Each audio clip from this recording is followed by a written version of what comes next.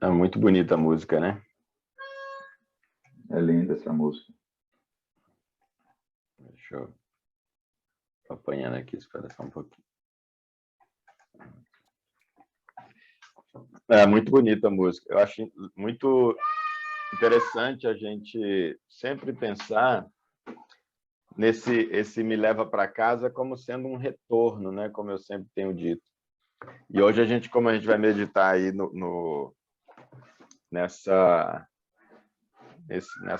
esse início do povo de Israel, né? Onde justamente é ilustrado nesse desenho, essa maquete que, como Paulo diz, que é o Velho Testamento, é a lei, né? A aliança lá no Velho Testamento com o povo de Israel, como sendo justamente a sombra daquilo que haveria de vir. E aí falando tanto de um futuro, como eu tenho dito também, mesmo na atualidade, mas num outro plano também. Muito da sombra tem isso, tem algo que já estava acontecendo em outro plano e que inclui isso que Paulo fala sobre o que haveria de vir, haveria de acontecer, né? E na verdade até a sombra, embora Paulo tenha dito, se colocando no tempo, né, e dizendo que ela era que a velha aliança era a sombra do que haveria de vir, haveria de acontecer, mas a sombra, inclusive, ela relata coisas que já haviam acontecido nesse outro plano, porque a sombra fala sobre esse momento do início de tudo, né? Pegando Abraão como sendo esse começo, como se fosse ali o início em Adão, né? Então, quando a sombra fala disso, ela está, na verdade, falando de algo que, na verdade, já tinha acontecido num outro nível, num outro plano, que é essa relação de Deus com a humanidade, Deus eleger ali Adão como elegeu Abraão. Deus havia eleito Adão como sendo ali alguém para ser imagem e semelhança, para ser esse que ia expandir sobre a terra a imagem e semelhança de Deus, vivendo como um corpo, vivendo como um povo, vivendo como uma unidade que tem uma só cabeça, que é Deus, né? Por isso essa coisa do meu povo, se vocês me obedecerem, eu vou também cuidar de vocês, né? E vou dar esse tratamento diferenciado e tal. Então, a sombra, ela fala, na verdade, sobre coisas que haveriam de vir, sobre coisas que já tinham acontecido e, na verdade, portanto, sobre coisas que acontecem num outro plano, né? Por isso que Paulo vai fazer aquela distinção depois sobre o Israel físico e o Israel espiritual, e ele diz que o verdadeiro Israel, explicando para a gente a velha aliança, ele vai dizer que o verdadeiro Israel não é aquele que é circuncidado na carne, mas é aquele que é circuncidado no coração. Que a verdadeira circuncisão não acontece na carne, mas acontece no coração, né? E aí essa música realmente, a letra dela aqui, algumas coisas aqui que ela como pode me amar, assim, como pode dar essa ideia assim de algo que não faz sentido quando a gente diz como pode, né? E a gente tem sempre dito que o Evangelho nos chama, o que Deus nos chama, é para uma fé racional. É uma fé que não desafia a nossa inteligência. E, de repente, a gente se depara com o amor de Deus que desafia a nossa inteligência.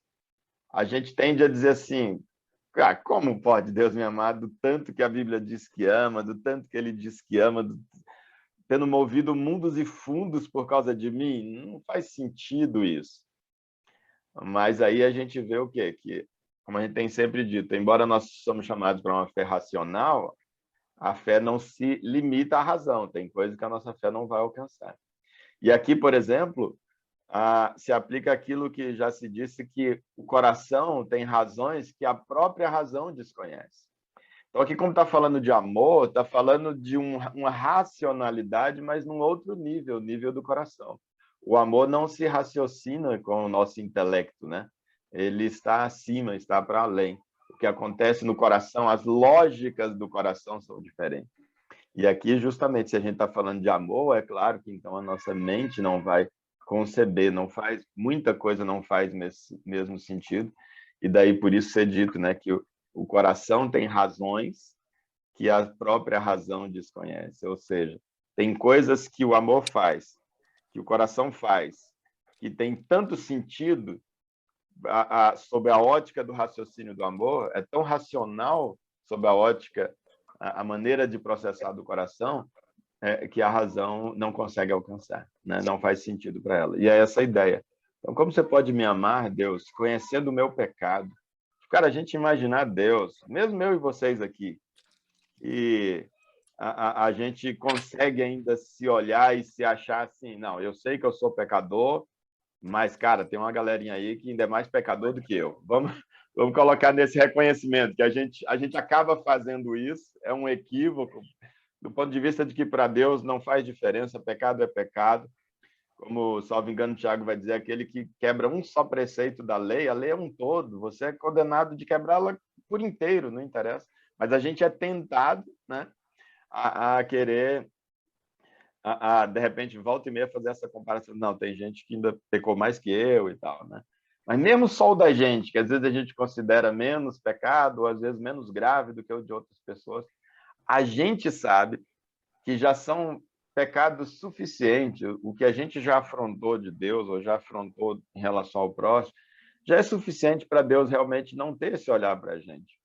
E não ter, ao longo de milênios, trabalhado o que a gente vê na Escritura tão detalhadamente trabalhado para que nós tivéssemos esse momento aqui hoje. Para que a Bíblia chegasse até a gente, para que a gente pudesse ter toda essa informação, para que a gente pudesse receber Jesus, para que o Espírito Santo tivesse à nossa disposição, tanto de coisa que teve que acontecer, e mesmo ele sabendo do pecado da gente, porque quando Jesus morreu lá atrás, né, ou até antes da fundação do mundo, Jesus sendo onipresente e onisciente, por ser onipresente, nem o tempo, ele não está limitado nem no tempo, ele está em todos os tempos ao mesmo tempo, por isso ele é o alfa e o ômega, ele não está no começo e no fim, mas ele é o próprio começo e o fim. Então, ele já via, mesmo lá no início, ele já conhecia o meu pecado, e mesmo assim, quer dizer, eu sei tudo que o Emer vai fazer, eu sei tudo que o Fábio vai fazer, eu sei tudo que a Inesita vai fazer, eu sei de cada erro que eles vão cometer, inclusive que eles nem percebem a gravidade que aconteceu, não conseguem nem alcançar, mas mesmo assim eu vou fazer isso. Sabendo que o que eu faço de errado, como podia me amar, sabendo que eu sou falho, né? Que meu coração já não bate mais como já bateu. Imagina Deus que sonda tudo, poder olhar de verdade o coração da gente, independente do que a gente fala, independente dos nossos rituais, da nossa verbalização, ver o coração da gente, né? E saber que nos nossos melhores momentos a gente está longe de tê-lo realmente no lugar que ele sabe que ele deveria figurar. A gente está muito longe disso.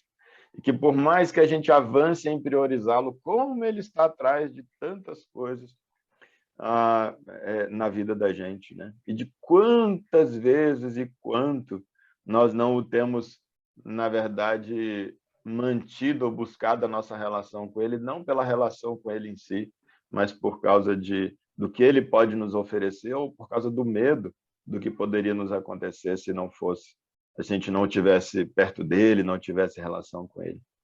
Como pode me amar sabendo que eu fugiria se a porta tivesse aberta? Tipo, como é que você pode me amar sabendo que se eu tiver a primeira oportunidade eu vazaria, né? Como você pode confiar em mim? E de fato ali os próprios discípulos, né, como Jesus tinha dito que aconteceria, estava já profetizado e de fato aconteceu. Todos fugiram, todos. Ali é dito sobre Pedro ter negado e tudo, mas a ênfase em Pedro foi porque Pedro falou: eu vou com você, eu mato e morro por você. Mas Jesus falou: você vai me negar antes que o galo cante 3 vezes. E de fato ele começou aí, ele, João ali, mas depois todos realmente se afastaram, todos sumiram e só ficou realmente Jesus ali.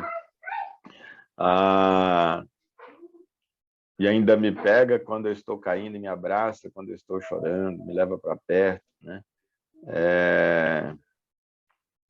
E aí lá no final fala, né, que me leva para casa, que que é onde é o meu lugar, longe de ti não é o meu lugar, como de fato nós somos feitos para estarmos perto de Deus, né? Para a essência dele estar em nós. É assim que a gente foi feito para funcionar como um corpo, né? Mas alguma coisa chama a atenção de vocês nessa música antes da gente entrar na lição, ou alguma outra coisa que vocês queiram no tópico? Eu achei interessante essa música porque ela demonstra aí, né, que Deus, mesmo diante de tanta negação, né, do ser humano, de tantos obstáculos que o ser humano põe na vida para poder se distanciar de Deus, mesmo assim ele estende as mãos, né, para poder nos apoiar, para poder nos ajudar, né? E aí eu achei interessante, né? Aí ele Verdade. questiona Deus por conta como é que pode, né? Como é que pode você ser tão você estender todas essas oportunidades para a minha vida, sendo que eu não sou digno, né, Uhum. de ter estar recebendo essas bênçãos, né? Então, Deus a gente começa a questionar, mas graças esse essa bondade, né, que Deus tem para nós, essa graça que Ele nos dá, Verdade. diariamente ele renova essa oportunidade de a gente se aproximar dele. Então, Uhum. é muito bom. E aí, assim, quando ele enxerga isso, ele, ele vê que realmente o alvo mesmo, o destino dele é buscar Deus, né? Em todos os momentos, dele abrir o Uhum. coração para ele. Verdade. Então, eu percebi assim, essa Essa visão, né? insistência, essa coisa é Essa gostosa, né? música. Verdade. Uhum. Verdade. Até que esse Interessante, amor gostei demais. constrange, né? Que o amor de Deus Uhum. constrange a gente. Deve ser dizer, ah, cara, não tem jeito, eu vou ter que me entregar para isso. Como uma flecha, né, Daniel? Que chega e É, que me atinge bem no peito ali, eu caio de joelhos. Ah, não tem como, não dá para fugir mais, né? é Não dá para verdade. fugir mais. Esse fugir que a música retrata, né? Mas que de repente, em algum momento, Deus nos alcança. Fala ali do Éden, né? Daquele momento onde justamente assim que o pecado acontece, a primeira reação do ser humano, quando ouve a voz de Deus, é se esconder, né? Se esconde um do Uhum. outro, né? Tampa um ao outro as suas intimidades e tal, e depois se esconder do próprio Deus, né? E quando então diz, olha, cadê vocês? Né? Então a gente está nessa, desde o Éden a gente está nessa fuga, a gente está fugindo de Deus, da presença dele, né? Por causa da santidade dele. Quando a gente se depara com o pecado da gente, né? E contrasta com a santidade dele, a nossa tendência é fugir. Por isso, É o foco a na graça, tendência, né? A gente precisa. essa tendência da carne mesmo, ela é fugir da É, presença de Deus, né? é, Diariamente, constantemente, né? é, é. E daí Mas essa aí, necessidade, como uma carta. Ah, a partir do fala, momento cara. que a gente dá lugar a essa vida com Deus, aí as coisas tendem a facilitar, né? Essa aproximação, né? Com Aham, Deus diariamente. exatamente. Mas a nossa vontade mesmo, terrena mesmo, ela se afasta de Deus constantemente, né? É É. interessante. Assim, né? E aí você tem essa tendência da carne, o homem caído, que é de cada vez afastar mais, porque mais longe dele é onde se sente a vontade para cada vez dar mais vazão para a carne. Mas mesmo uma vez, quando a gente começa a ser alcançado ali, por alguma razão, que seja pela necessidade, porque está tomando taca demais pelo mal, do mal, e a gente sente essa, não, eu tenho que me voltar para Deus, aí a tendência do acusador começar a dizer para a gente, mas você é pecador, depois de tudo que você fez, olha aí, continua fazendo, tentar nos acusar para dizer, cara, que a gente não merece esse contato com Deus, né, Carol? Que a gente não merece esse contato com Deus.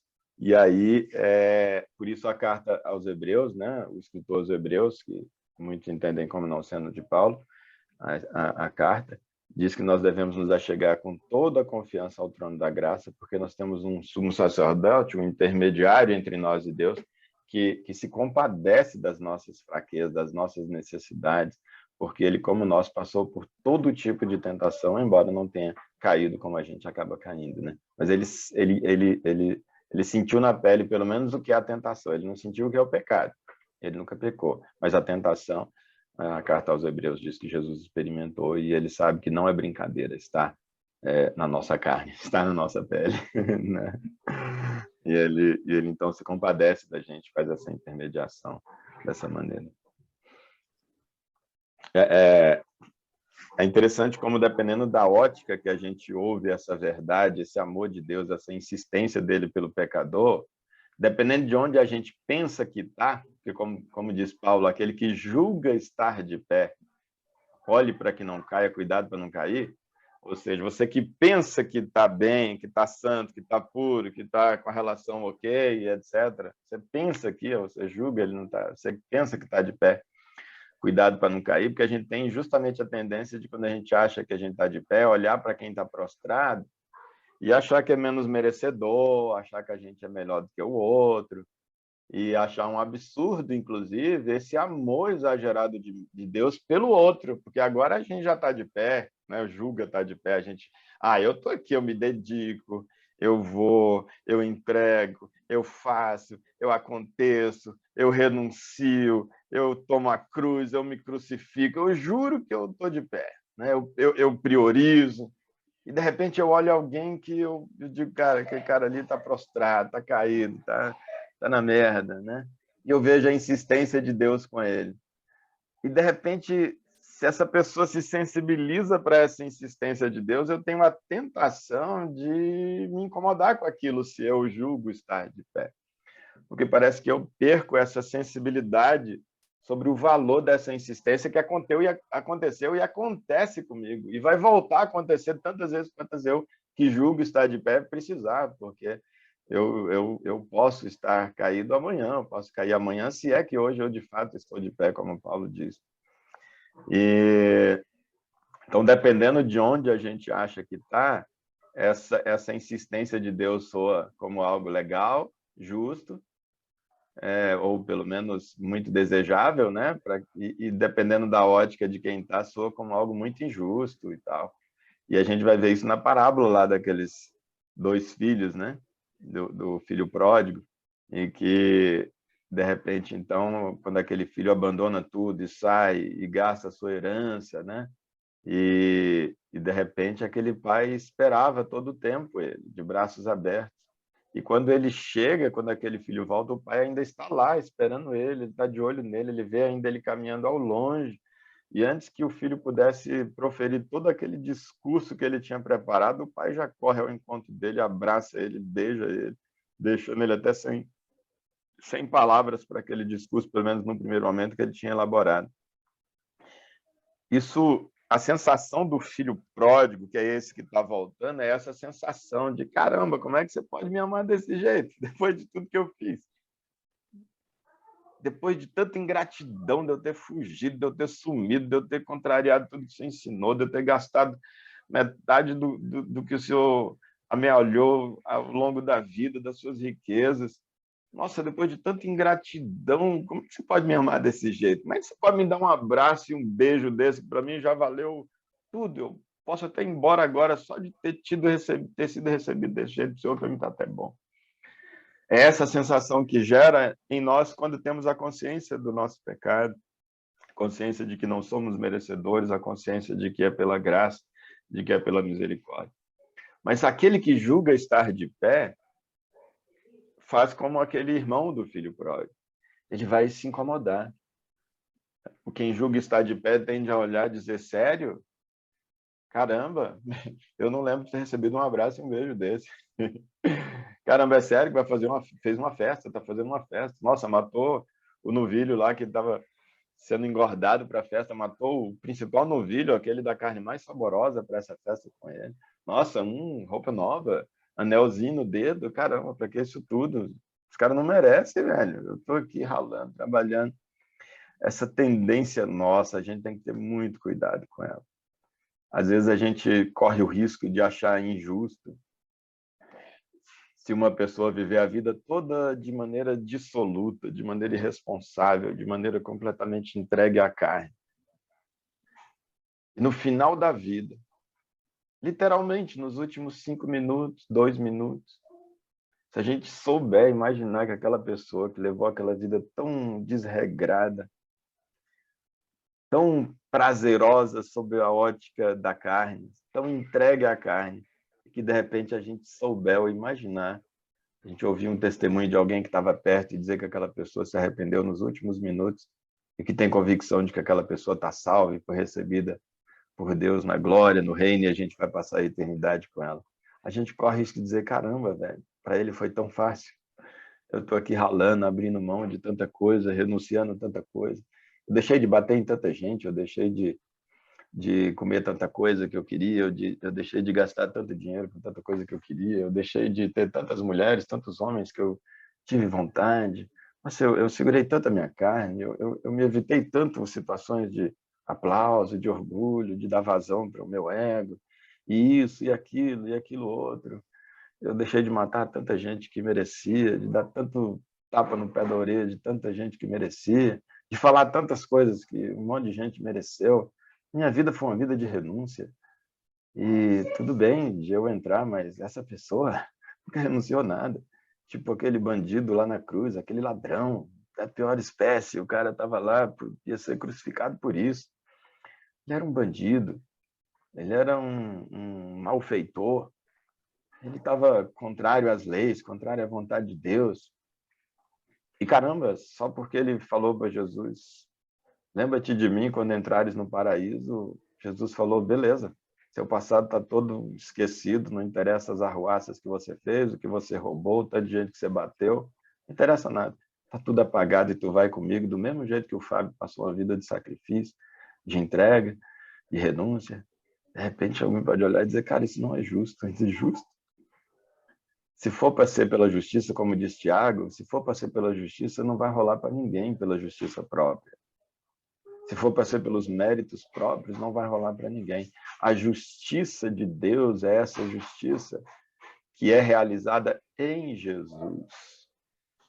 E o sacrifício de Jesus, ele é necessário e suficiente para quem passou uma vida toda desregrada e só no último dia, no último minuto, se arrependeu da vida que levou, com sinceridade, assim como ele é suficiente e necessário para a vida da pessoa que nasceu na igreja, entre aspas, que viveu uma vida cheia de renúncias e tentando ao máximo ali fazer a vontade de Deus.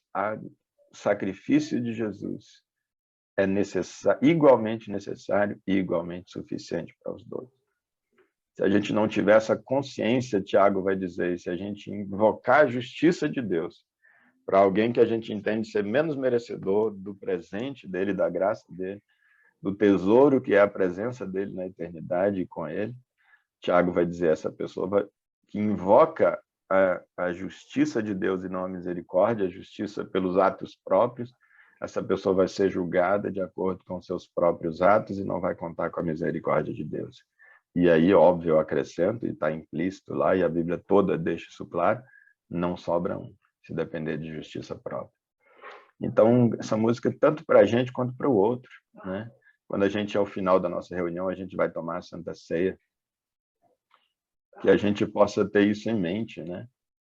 Que a gente possa ter em mente justamente que, assim como Jesus não, apesar dos meus atos, apesar das minhas fugas, das minhas renúncias, das minhas ingratidões, igual tem um trecho lá da música que fala, né? Como pode me amar, mesmo sabendo que eu, no dia que o Senhor deixasse de fazer aquilo que eu espero, que eu ia me decepcionar, tá aqui, deixa eu ver.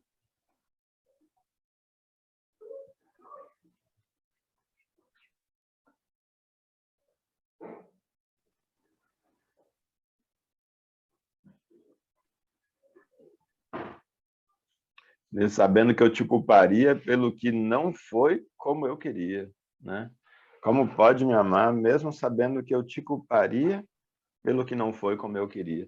Então, você vê, a gente faz isso com Deus, o dia que tá tudo bem, a gente tá lá dando graça, o dia que não tá, a gente, caramba, sério, por que as coisas não estão acontecendo? Por que tá dando tudo errado? E Deus continua amando a gente. Quando Deus está injustamente sendo culpado das coisas que acontecem com a gente, injustamente sendo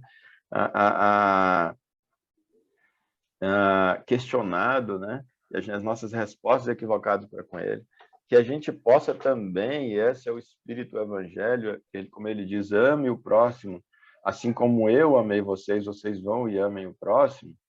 Então, sendo esse o nosso padrão, o nosso referencial, que nas nossas relações a gente possa ser capaz também desse olhar, de insistir no amor com as pessoas ao nosso redor que não merecem, com o nosso marido, com a nossa esposa, com o nosso que não está merecendo o nosso amor, com o nosso colega de trabalho, com o nosso chefe, com o nosso empregado, com o nosso vizinho, com as pessoas que não estão merecendo o nosso amor, e a gente está ali insistindo nesse amor, que o Espírito Santo de Deus possa nos dar essa graça. Foi para isso que o sacrifício de Jesus aconteceu, para que, uma vez rompido o obstáculo que impedia o nosso acesso a Deus e restabelecido o acesso, o Espírito Santo, cujo fruto é amor, possa nos capacitar para uma vida de amor em direção ao próximo, assim como Jesus nos amou.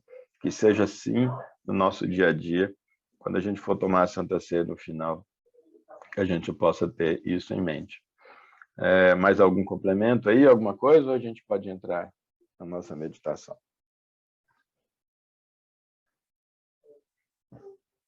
Então, vamos lá. Eu vou compartilhar a tela aqui do texto. Um pouquinho.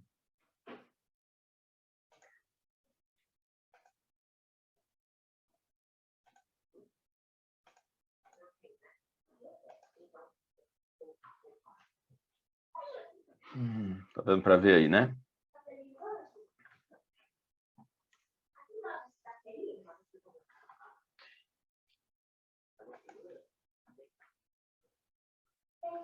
Tá dando para ler, né, gente?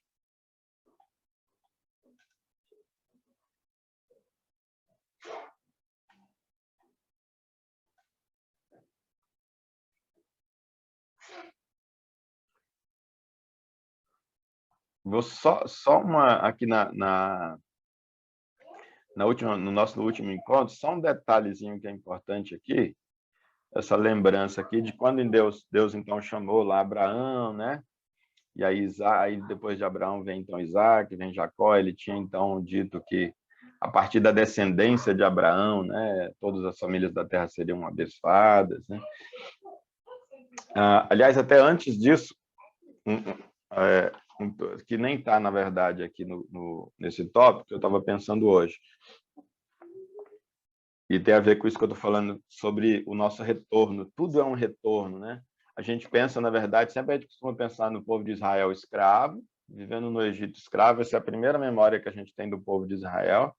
E eles saindo do Egito em direção à terra que Deus prometeu para eles, né? A Canaã. Só que, quando a gente vê, lá quando Deus chama o povo, como chama Abraão, Gênesis capítulo 12, aliás, antes ainda aqui, aqui mesmo. Partiu Abrão, capítulo 12, versículo 4. Partiu Abrão como lhe ordenara o Senhor, e Ló foi com ele. Abrão tinha 75 anos quando saiu de Harã. Aí levou a mulher, os seus filhos, os seus bens, tudo, ele não sabia para onde era, e partiram para a terra de Canaã, e lá chegaram. Então, olha para onde é que Deus os levou. Ele falou, levanta, vai para uma terra que eu vou te mostrar. Olha qual foi a terra para onde Deus levou Abrão e a sua casa. Foi para a terra de Canaã. E é esse, então, o lugar... Tem um outro texto aqui também que eu tinha visto.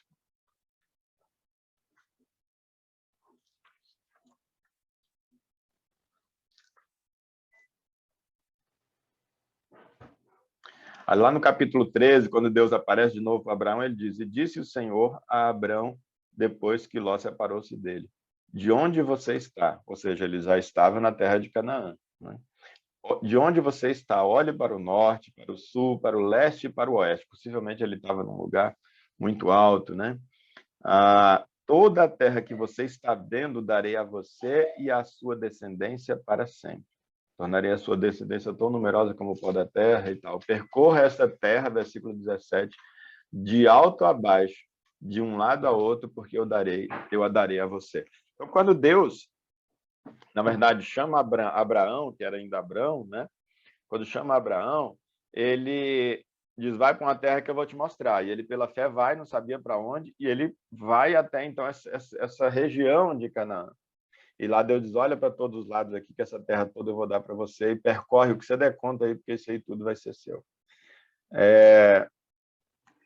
E aí, como a gente vai ver hoje, então, eles acabam sendo levados, migrando para o Egito. Lá no Egito eles viram escravos, ficam lá 430 anos, e aí, então, quando eles saem da escravidão para a terra prometida, essa terra prometida era Canaã. Era a terra prometida, justamente, que tinha sido prometida a Abraão, quando, lá no início de tudo, igual também a nossa Canaã celestial, né? A nossa a Jerusalém celestial é também algo que nos está prometido, é uma terra que está prometida para a gente desde Adão, desde o nosso primeiro ancestral, assim como também Canaã física foi prometido para Abraão desde o primeiro momento, quando Deus o chamou. Acho interessante essa ressalva, porque fala para a gente sempre desse retorno. Nós estamos num retorno para Deus, assim como o povo de Israel estava num retorno quando eles iam para essa terra prometida, eles estavam, na verdade, retornando. E olha que quem é que está retornando? Daquelas pessoas que estavam que realmente entram ali na terra prometida, nenhuma delas, de fato, tinha pisado já na Canaã. Abraão já tinha morrido, né? Toda aquela família, a casa de Abraão, Ló, toda aquela família ali que pisou primeiro ali em Canaã, e que Deus diz, essa terra aqui vai ser de vocês, depois eles vão, passa 430 anos e gerações vão morrendo. A geração que entra já é uma geração posterior, de algumas posteridades. E assim como com a gente, nós temos a Canaã também prometida, é de um retorno, mas é um retorno para um lugar que a gente pessoalmente nunca esteve. Eu e você, pessoalmente, nunca estivemos, conscientemente, pelo menos, nós nunca estivemos nessa Canaã espiritual, nessa Jerusalém espiritual, nós nunca estivemos no céu.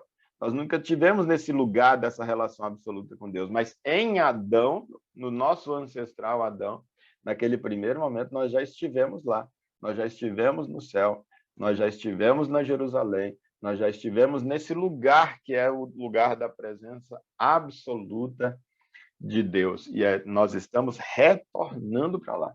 Por isso, quando se diz que nós não somos dessa terra, né, que nós somos aqui passageiros, que nós somos embaixadores de Cristo aqui, etc., essas expressões dão a ideia que a gente não é daqui, de fato não somos. Assim como o povo de Israel não era do Egito, eles eram de Canaã e voltaram para Canaã. Canaã não era uma novidade para eles, era o lugar para onde eles retornavam, embora aqueles que lá chegavam nunca tinham conscientemente pisado ali, né? Bem-vindo aí, Jeová. A gente está começando a nossa meditação no tópico agora, viu, Jeová? A gente estava meditando em outras questões aqui na música que a gente passou. Então, aqui quando chega então Abraão, depois de Abraão vem Isaac, né?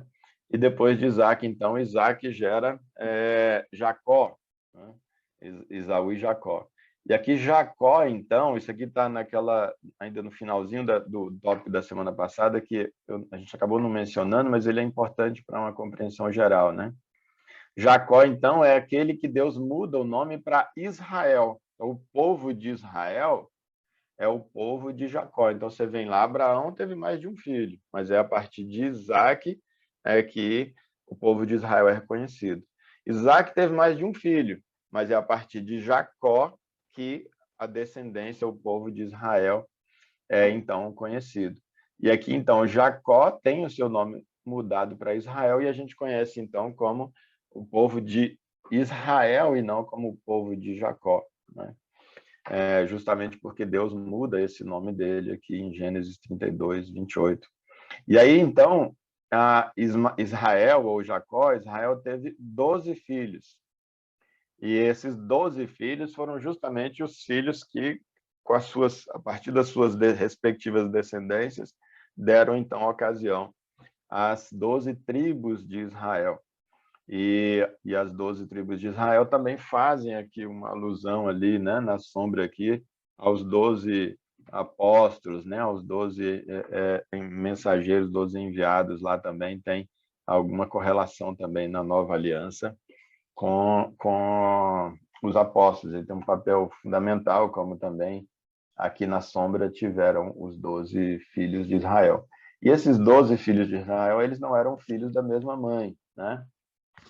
Eles tiveram 4 mães diferentes. Aquela briga que tinha entre Raquel e Lia, né? Ele tinha essas 2 esposas, Jacó, ou Israel, tinha essas duas esposas, que eram Lia e Raquel. Raquel, que era aquela que era dita como sendo a que Jacó amava, ou Israel amava, E aí eles então ela querendo dar mais filhos para dar filhos para proporcionar alegria para o seu marido não conseguia. E Lia, por sua vez, era bastante fértil e ela então tinha filhos com facilidade, e essa rivalidade acontecia, onde Raquel então entrega a sua escrava para poder ter filho com Israel, com Jacó, e aí então ela entra nessa competição com Lia sobre dar filho para o seu marido, mas não a partir do próprio ventre, mas do ventre da sua escrava. E aí Lia depois diz, então já que vale isso, então vamos com a minha escrava também. E aí Lia junta os filhos que ela mesma tinha do ventre dela com mais os filhos da escrava dela. E aí então a quantidade de filhos todo jeito continua maior. E Raquel acaba então ainda tendo 2 filhos gerados do próprio ventre, e que são José e Benjamim. Então, tem algumas coisas interessantes aqui. Uma é que a gente vê que beleza, né? Raquel, na verdade, quando Jacó aconteceu aquele negócio, quando foi para casar, e Labão enganou ele, e aí ele, na verdade, foi trabalhar, salvo engano, 7 anos, né, por Raquel. E só que aí o Labão engana ele, entregou Lia, na verdade, ele então dormiu com ela e só descobriu no outro dia. E comprova isso, para mim, comprova justamente que eu sempre sustento de que casamento, à luz da Bíblia, é esse momento em que um homem e uma mulher se juntam no ato sexual. Esse é o momento em que o homem se torna casado com a mulher se torna casado com o homem. Nesse momento é que os dois se tornam uma só carne, é quando a carne, literalmente, dos dois se juntam. E não quando alguém vai no cartório e tem um documento autorizando a pessoa a ter relação sexual.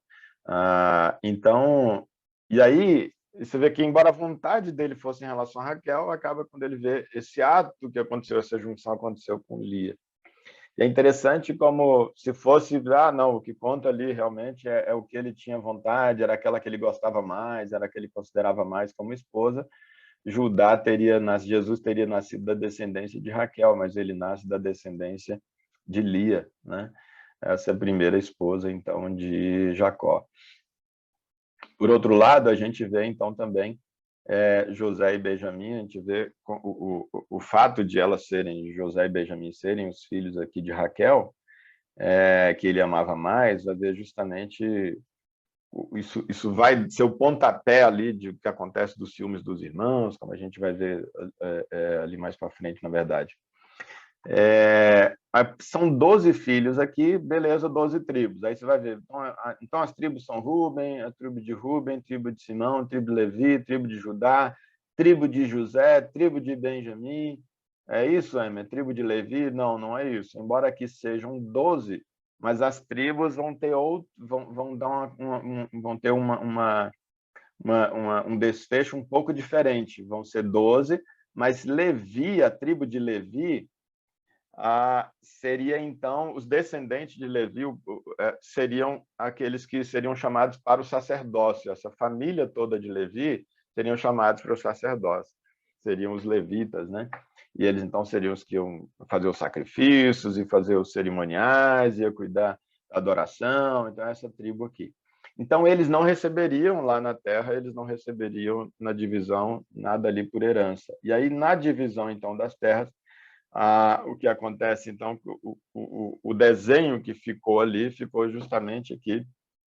E aí cada terra então deveria cuidar, o produto de todos da terra deveria então ser trazido para o pessoal de Levi, eles deveriam então ser sustentados pelos outros.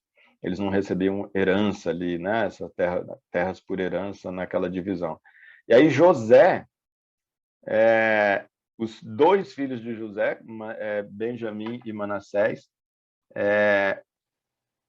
seriam considerados, então receberiam parte na terra. Então, quando a gente tira Levi, mas José acaba virando 2, a tribo de José você acaba tendo 2 pedaços lá, 2 das heranças. Então, naquelas divisões, você vai ver no mapa antigo, você vai ver sempre dessa forma, você não vai ver lá a tribo de Levi na distribuição das terras, e você não vai ver a tribo de José.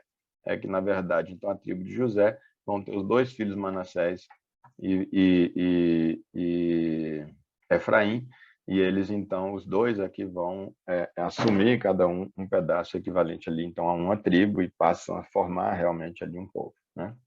Esclarecimento é importante porque às vezes gera dúvida, eu mesmo tive já muita dúvida a respeito disso, olhava no mapa, não me identificava e procurava, então é importante. Então aqui hoje, a nossa meditação aqui é sobre essa escravidão do povo de Israel, né? A escravidão do povo de Israel e o êxodo. Então, como a gente viu, José, então, foi um desses descendentes ali, e José, então, ele, de repente, ele começou a ter alguns sonhos, um desses filhos de Israel, ele começa a ter sonho, ele teve 2 sonhos, e a ideia desses sonhos era que, então, seus irmãos, o seu pai e a sua mãe chegariam e se curvariam nesse sonho diante dele, dando uma ideia de uma autoridade dele em relação aos outros, né? Ele tinha esse momento onde todos se curvavam diante dele. Eu só achava absurdo o próprio pai deles, que isso, filho, tá dizendo que a gente vai se curvar sobre você e tal. Mas o pai lida melhor com isso, isso é coisa de menino e tal, né? É só um sonho, mas os irmãos ficavam enciumados com aquilo. E acabaram, então, quando tiveram uma oportunidade, de matá-lo, e aí não tendo conseguido, tendo, então, mudado de ideia, um dos irmãos intervieram, e aí eles acabaram vendendo ele para uns ismaelitas que estavam passando por ali.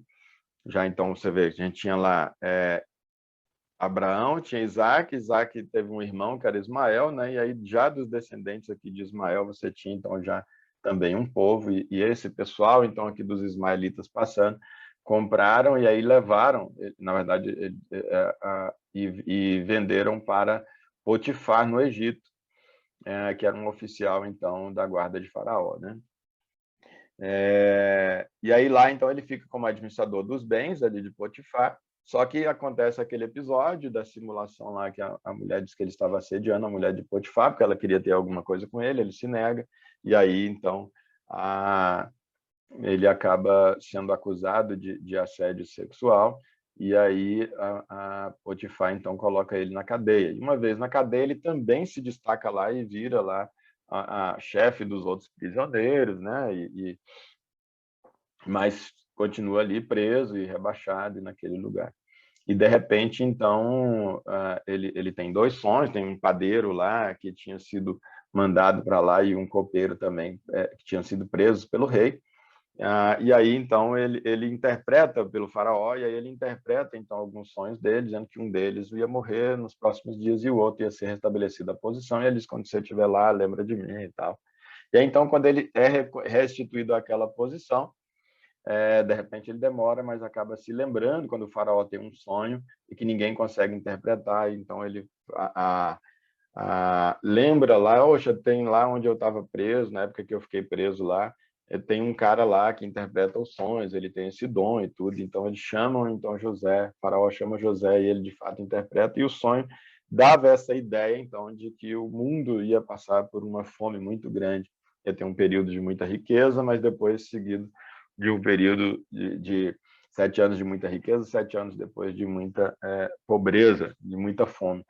Então ele diz, olha, o senhor deve constituir alguém muito inteligente, muito sábio, para poder, ao longo desses 7 anos de muita riqueza, que essa pessoa possa acumular riqueza, porque depois possa o seu povo ser mantido e ainda assim aproveitar a situação para se tornar, para se fortalecer, né? E aí, de fato, então, ele coloca o próprio José como essa pessoa e coloca, então, como governador no Egito, como a segunda pessoa no Egito depois de Faraó. Aí a fome, de fato, então, acontece, passados 7 anos, mas havia já um acúmulo muito grande ali, então, de riquezas no Egito, e os povos de todos os lugares vinham para poder comprar comida no Egito, para comprar mantimentos no Egito. E o Egito, então, começa a se enriquecer muito mais, né? E justamente ele começa ali a ter propriedades, pessoas entregando propriedades para poder ter o direito de comer, e esse império vai, então, se fortalecendo. E até que chega, então, aquele ponto em que também a fome atinge ali o pessoal na região de Canaã, onde estavam o povo de Israel, a família de Israel, os descendentes de Israel, os irmãos de José.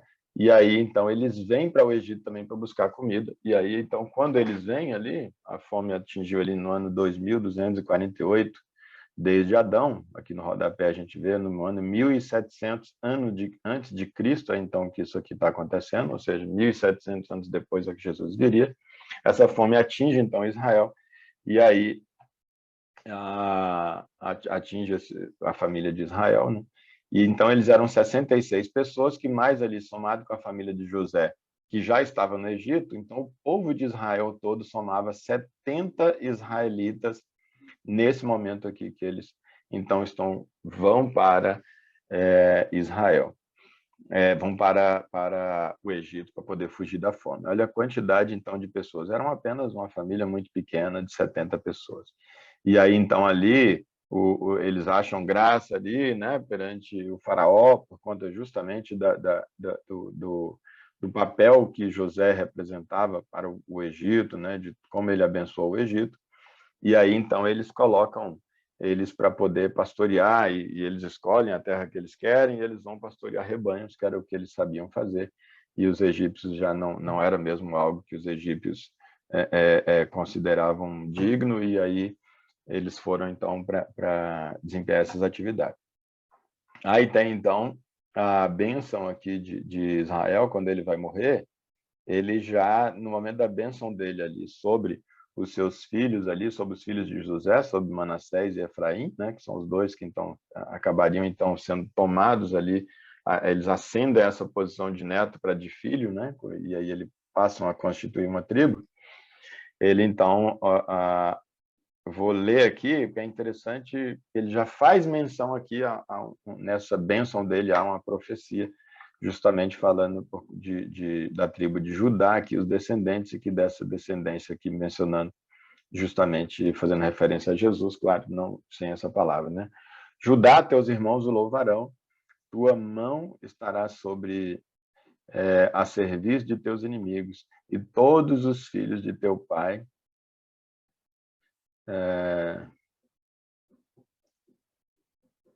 quer dizer, na verdade, ele está abençoando todos os filhos de Israel, né? Não é só Manassés desculpa, José, depois é que vai fazer essa bênção em relação aos dois. Aqui são todos ele está abençoando todos os seus próprios filhos, né? E de Judá, teus irmãos o louvarão.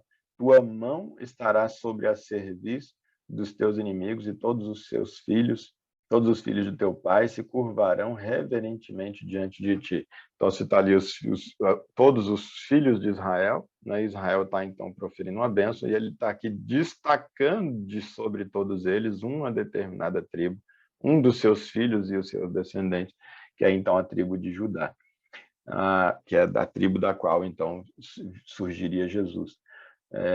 Então, e todos os filhos do teu pai se curvarão reverentemente diante de ti.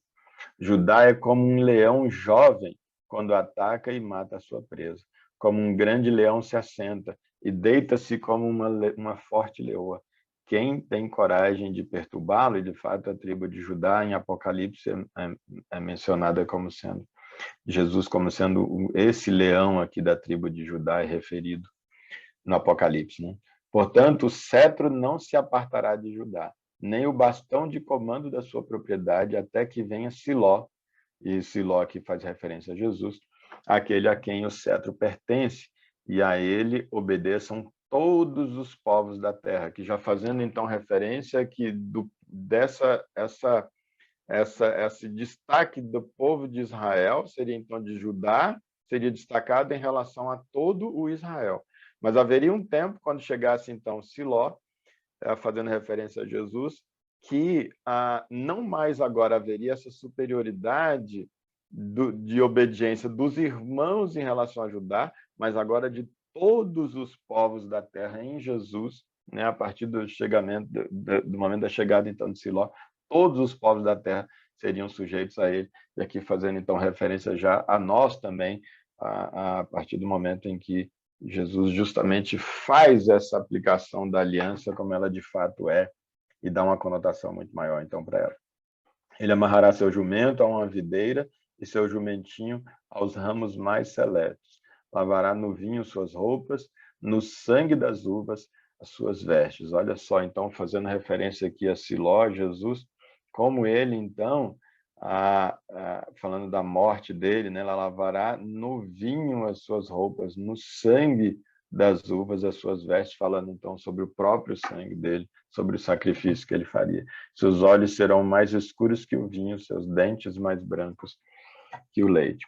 Então, de fato, como eu falei, o Apocalipse menciona Jesus como sendo esse leão da tribo de Judá, né? Aí José, então, morre, e aí o que acontece, então, que depois dele surge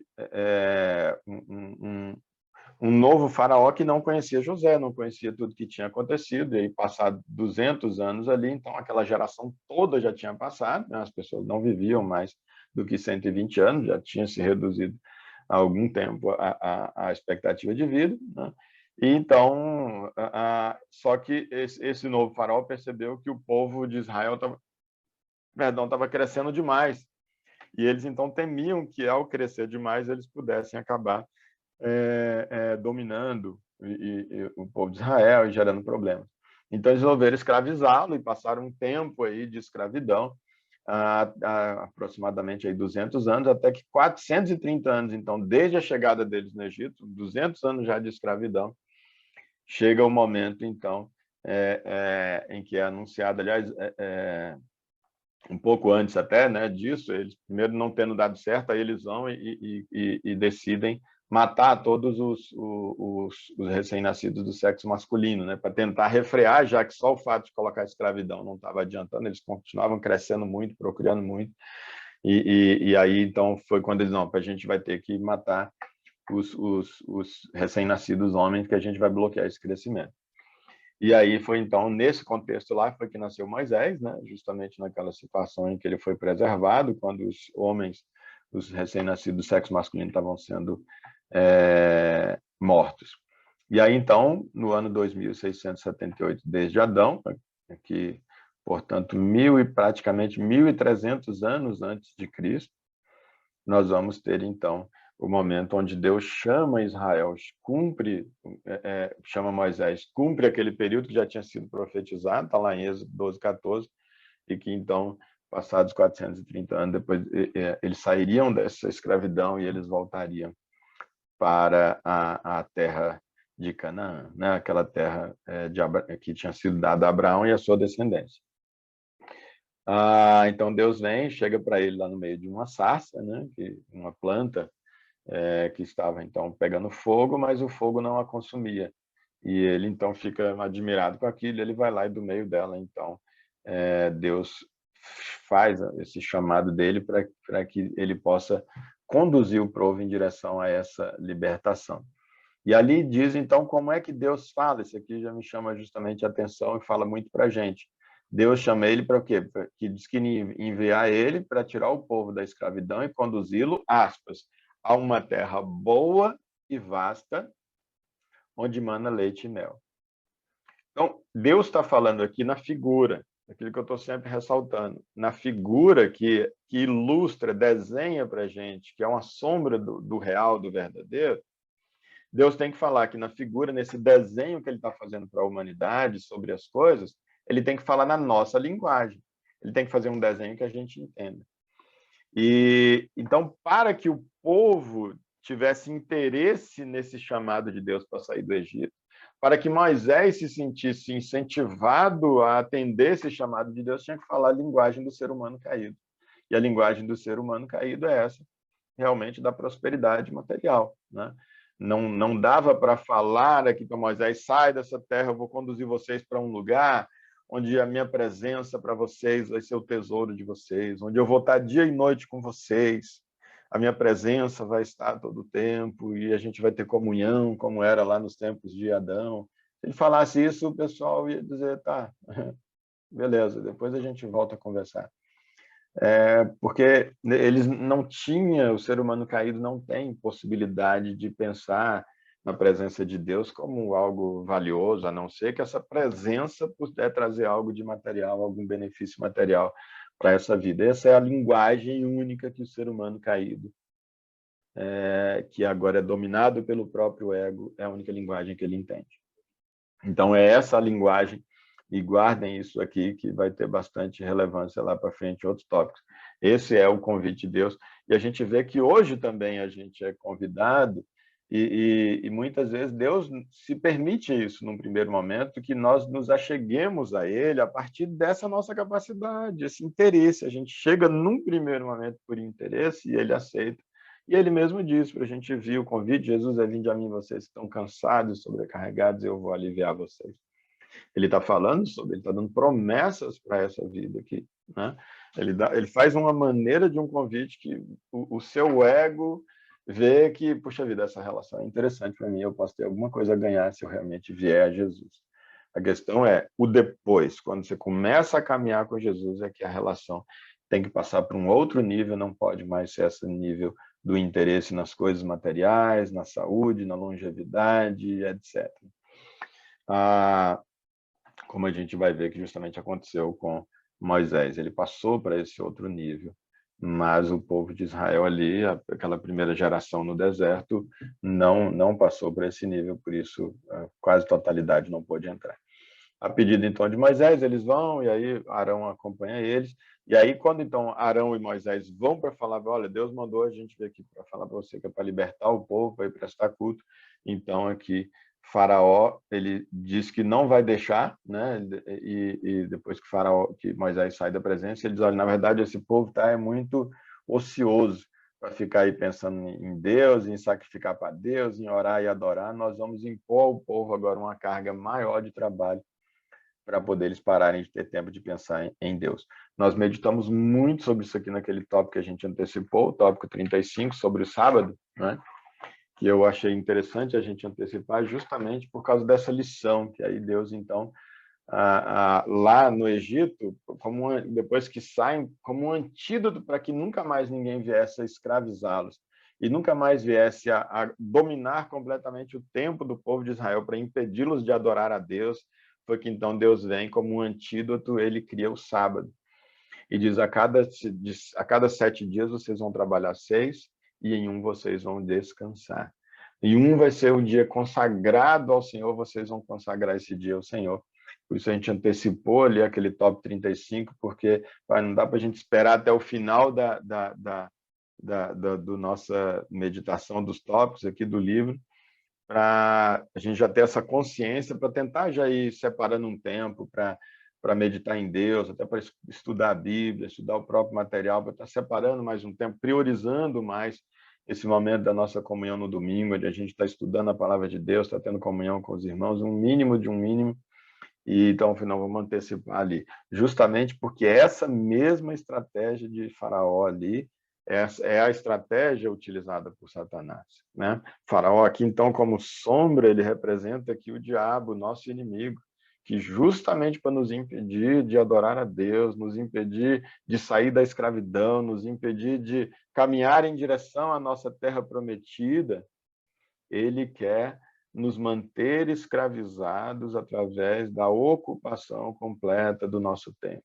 E como cada vez mais nós estamos ocupados, cada vez mais com coisas que nos impedem realmente de buscar Deus, de crescer em Deus, de nos relacionarmos com Deus e de permitir que a nossa mente, que o nosso olhar seja moldado cada vez mais a partir do plano de Deus para nós. E eu digo isso não é por observação, e eu sou muito observador, não é por observação da minha própria vida e como isso tem acontecido, como isso tem sido uma realidade em mim, como realmente eu tenho sido dominado, engolido, tanta coisa que tem tomado tanto meu tempo, como realmente acabo cada vez sentindo muito, muito, muito essa carência, essa falta de realmente dedicar tempo e tempo com qualidade de verdade para Deus. E quando eu digo tempo com qualidade, eu entendo que tempo de qualidade pressupõe a quantidade de tempo também, né? Acho,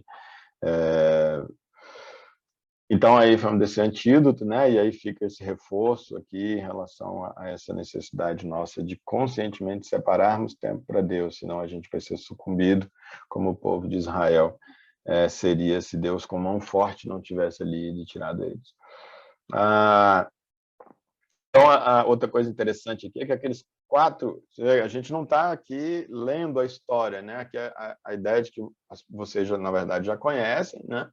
E também que aqueles que não conhecem, que estiverem vendo, vão ver o vídeo depois, que não conhecem, mas eles vão ler a história, né? Os textos que são citados. É para a gente ter essa visão geral, não daria para a gente, ao longo dessas lições, desse capítulo aqui, ler todo o Velho Testamento aqui, essas histórias. A gente está muito mais pegando, fazendo uma aplicação e puxando os pontos ali que dizem respeito, que fazem essa referência ao real, né? Alguns dos pontos que a gente consegue visualizar. Aqui, então, por exemplo, dentre as 10 pragas ali, a narrativa do texto diz que foram, então, Deus manda 10 pragas ali para justamente amolecer o coração de Faraó, que ele mesmo havia endurecido, né?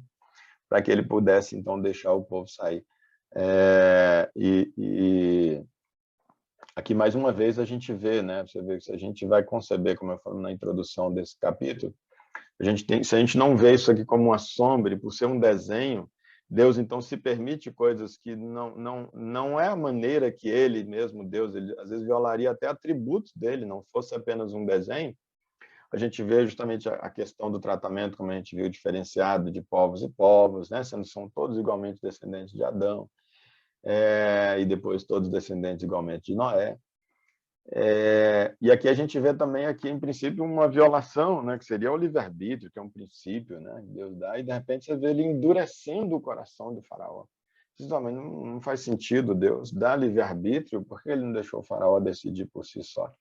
É que Deus, então, para que o desenho acontecesse, para que as lições pudessem ser extraídas aqui para toda a humanidade, ele precisa, então, endurecer o coração do Faraó, para que, em tendo sido endurecido, pudesse ter, então, o ambiente para que as 10 pragas fossem lançadas, e dessas 10 pragas, tantas lições ali do conjunto e individualmente a gente pudesse tirar para a nossa vida, para a nossa caminhada com Deus. Então, ele se permite um desenho, e ali ele, então, intervém na história em alguns momentos, ele intervém, às vezes, no livre-arbítrio de uma pessoa, para que algo maior possa acontecer, para que efetivamente o livre-arbítrio pudesse acontecer para toda a humanidade, para que eu e você tivéssemos restabelecido a nossa capacidade, a nossa condição de decidir entre sujeitarmos a Deus ou não, e sermos escravos do nosso próprio ego ou escravos de Deus. Ele precisaria, então, no desenho, às vezes, violar de uma pessoa aqui e outra colar, ele precisa violar, entre aspas, esse princípio aí, quebrar, né, passar por cima, atropelar esse princípio do livre-arbítrio. E se a gente não entende isso como sendo uma exceção, apenas por se tratar de um desenho que Deus queria trazer uma mensagem para a humanidade, ele pode fazer isso porque os vasos são deles, ele escolhe o vaso que ele vai usar para honra e para desonra, como a Bíblia diz, mas isso, dentro desse contexto, a gente não vê. Isso leva a gente a aquele entendimento na teologia, uma corrente que diz do determinismo de Deus, né? Do predestinacionismo, de que nada, absolutamente nada, acontece sem Deus determinar que aquela coisa seria daquela forma. Dentre os muitos, você pega textos como esse aqui para usar como exemplo, que Deus endureceu o coração do Faraó e diz, está vendo? Então não adianta, ninguém consegue, se a pessoa, não adianta se ela quiser se salvar, mas se Deus não determinar que ela vai ser salva, ela não vai ser salva. E se uma pessoa não quiser ser salva, dizer, eu não quero nada com isso.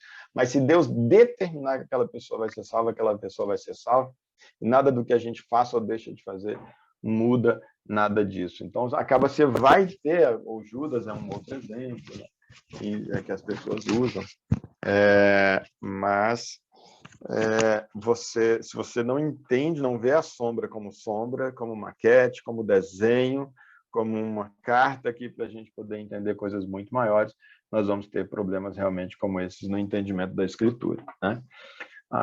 Então, aqui, por exemplo, as 4 primeiras pragas que aconteceram, que foram a transformação do cajado ali, os sinais, aliás, não as pragas, perdão, mas os sinais, né?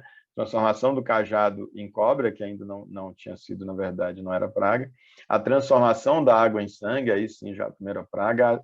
As rãs, a praga das rãs e a praga dos piolhos, esses 4 primeiros sinais, você veja que eles foram realizados em menor escala também ali pelos magos de Faraó. Eles imitaram essas também. Quando aconteceu lá do cajado, eles pegaram também, os magos pegaram os cajados deles lá, e eles também viraram cobrinhas. A diferença é que a cobra de Faraó, o cajado dele engoliu as cobras dos outros, né? Então, ali, a transformação da água em vinho, a diferença é que água em sangue, o que os magos fizeram foram águas que estavam dentro de potes. E ele conseguiu transformar aquilo também, mas é algo extraordinário, não dá para a gente negar, é óbvio. Cajado, o cara jogaram os cajados deles lá também e viraram cobras. Oi, pequeno! Oi, pequeno! Comprou pilha, sério, pequeno? Então, ali, os magos eles transformaram água em sangue dentro de potes. Mas já o sinal que Deus fez através de Moisés foi transformar água em sangue nas torneiras, o que vinha do rio. Você sabe, qualquer torneira que você puxava, qualquer reservatório, tudo estava cheio. Então, assim, é num outro nível, mas é sinais suficientes para impressionar. E o que isso nos chama a atenção? Nos chama a atenção para esse fato de que Faraó, ou servos de Faraó, eles são capazes, eles têm poder de realizar sinais.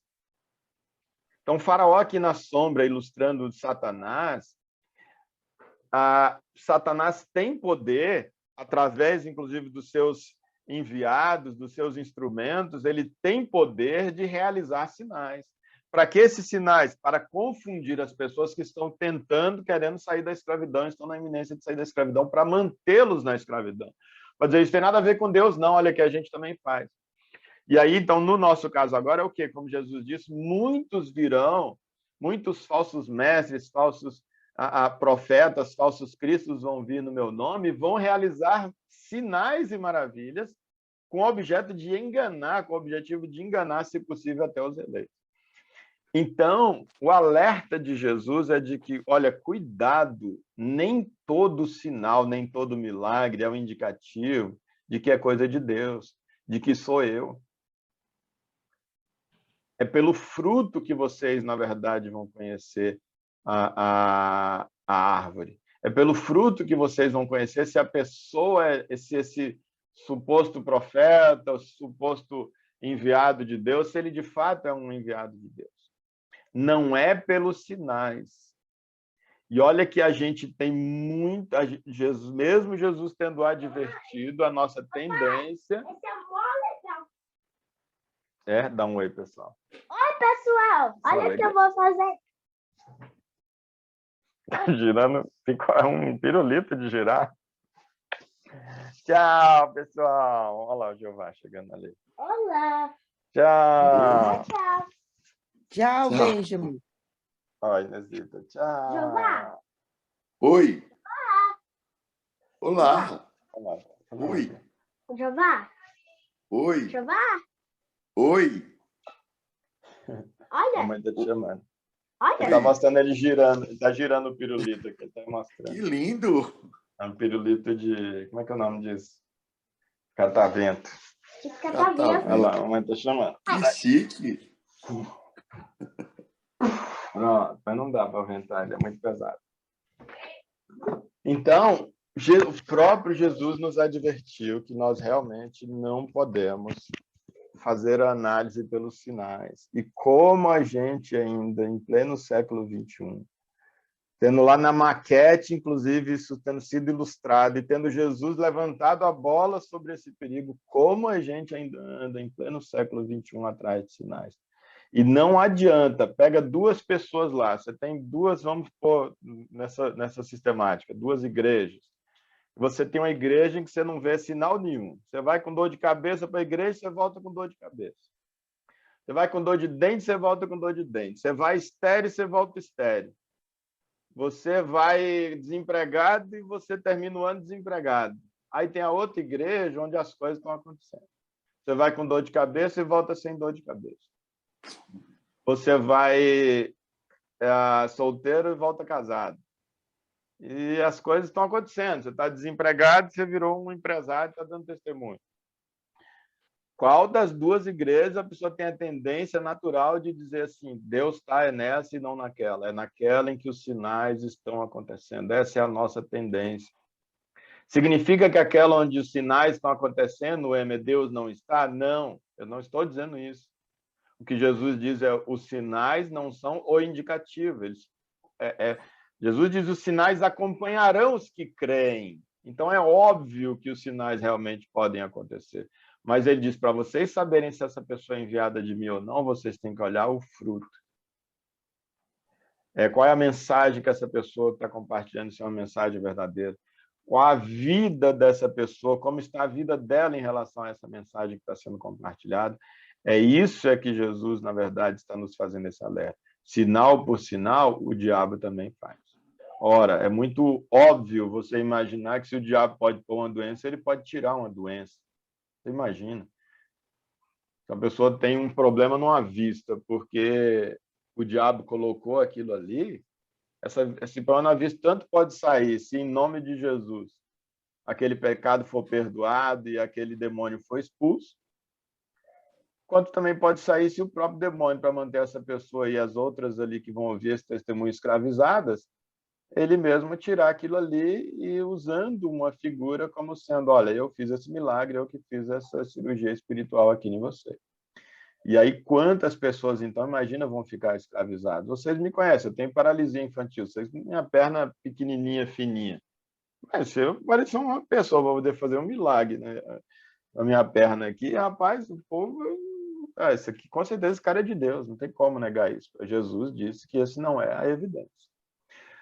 Mas Jesus mesmo foi lá, ele curou, ele ressuscitou, e ele falava, olha, ele usou isso como uma demonstração de que ele era ele. Sim, ele é ele, mas nós não somos nós.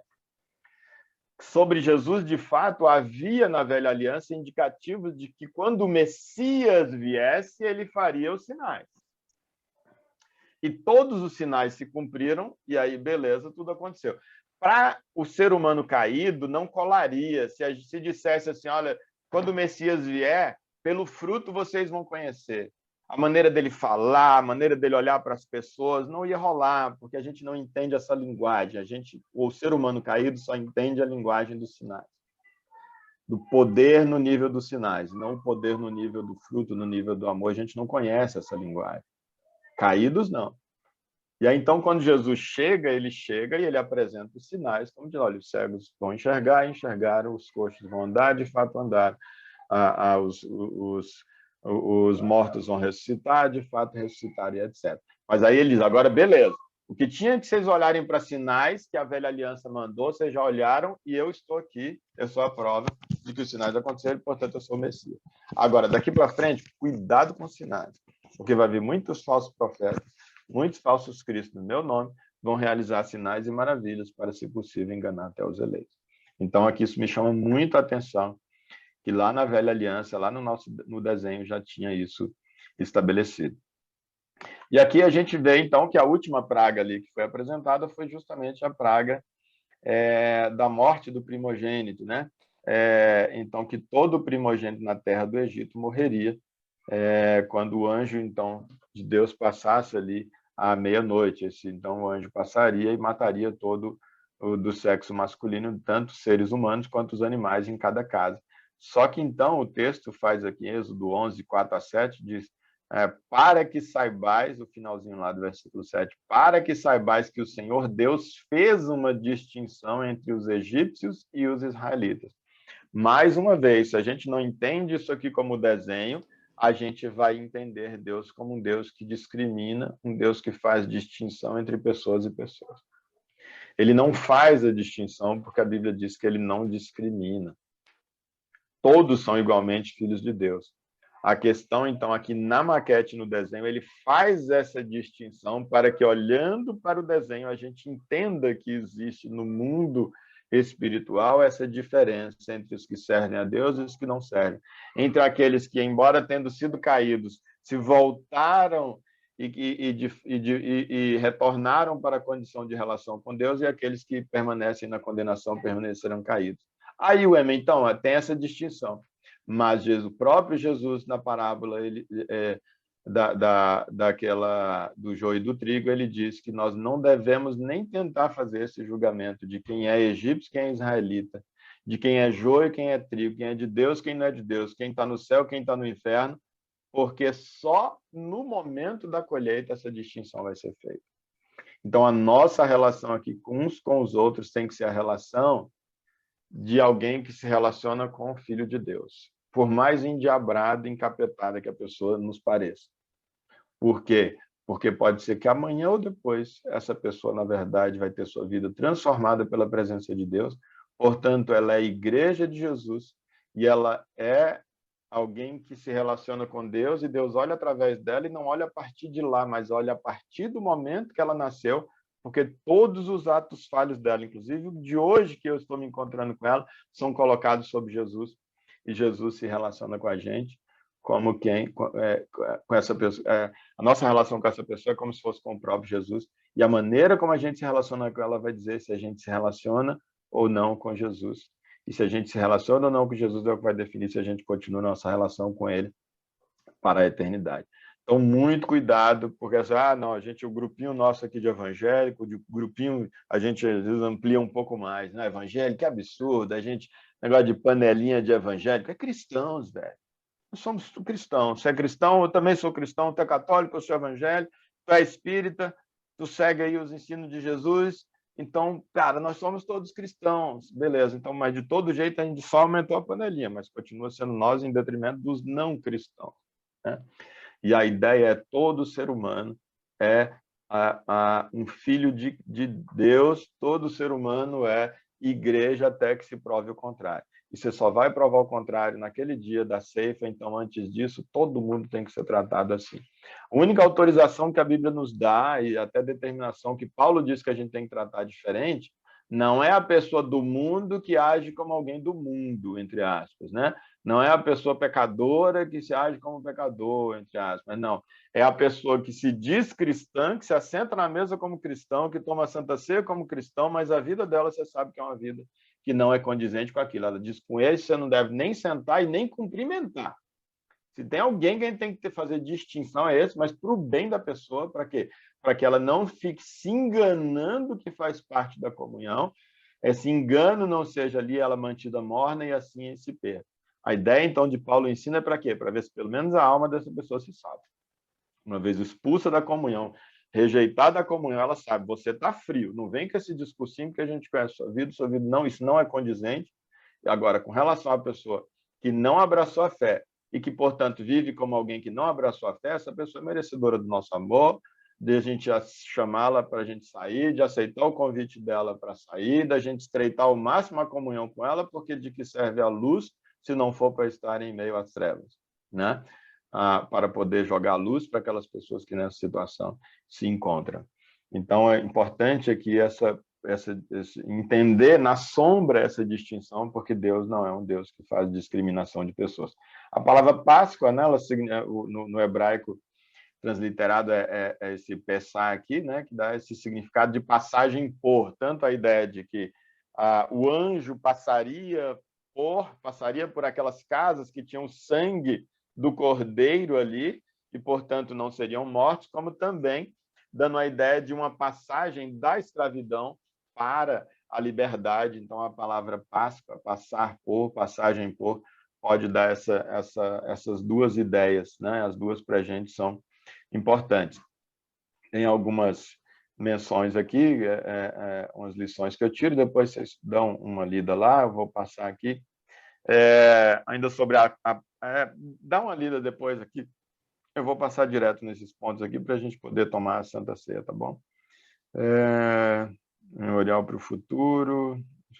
Só isso daqui, eu acho assim extraordinário essa beleza que quando a gente pensa justamente aqui, então, nesse episódio lá da saída do povo de Israel da escravidão e tal, rumo a Canaã, a terra prometida, um retorno, como nós também estamos saindo dessa nossa escravidão de seres humanos caídos, dominados pelo ego e por Faraó, e em direção à nossa Canaã celestial, ao retorno do relacionamento com Deus, da comunhão com Deus.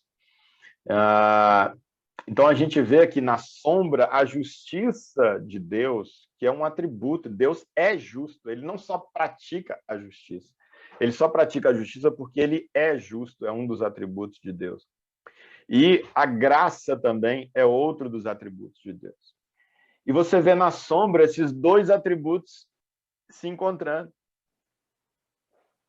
Porque se são atributos de Deus, um não pode negar o outro, eles precisam viver em harmonia, eles precisam conviver em harmonia. E aqui na sombra, o que a gente vê? A gente vê a justiça de Deus, porque se diz que todo primogênito iria morrer, em cada casa teria que ter um primogênito morto, todo primogênito naquela casa deveria morrer. Se a lei dizia isso, a justiça, então, era que em toda a casa, e lá no texto foi dito que era todo primogênito morreria na terra do Egito. Ó, os israelitas estavam na terra do Egito. Então, se naquele lugar todo mundo tem que morrer, todo primogênito tem que morrer, na casa do israelita também tem que ter morte de primogênito. Se não tiver morte de primogênito na casa do israelita, a justiça não aconteceu. E o Deus que é justiça terá sido injusto, porque não cumprir a lei é injustiça. A lei visa justamente a realização da justiça. E aí, como é que a graça de Deus acontece para libertar da morte os israelitas sem que a justiça deixasse de acontecer? Através da morte do primogênito, mas ali daquele cordeiro, então.